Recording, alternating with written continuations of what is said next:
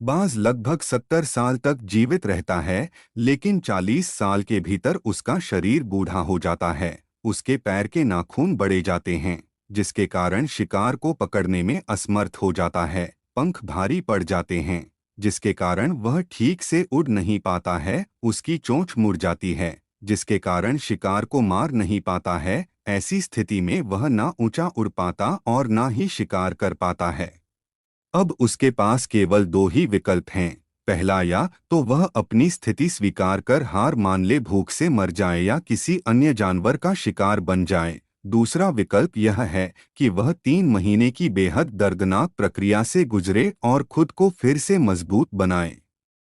लेकिन बाज तो है ही बाज, वह दूसरे वाले विकल्प को चुनता है। इसके लिए वह एक बहुत ऊंचे और एकांत पहाड़ पर चला जाता है, जहां वह पहले अपने पंखों को नोच नोच के बाहर फेंक देता है और फिर चट्टान को लात मारता है और अपने पंजे तोड़ देता है। फिर उसी चट्टान पर अपनी चोंच मारता है और अपनी चोंच को भी तोड़ देता है। फिर वह एक नई चोंच, नए पंख और नए पंजे के बढ़ने का इंतजार करता है। 3 महीने के इस दर्दनाक समय के बाद जब उसके पंजे नहीं बल्कि नए पंख उग आते हैं और एक नई चोंच निकल आती है, तब वह अपना नया जीवन शुरू करता है और शिकार पर निकल जाता है और अगले 30 वर्षों तक फिर से शासन करता है।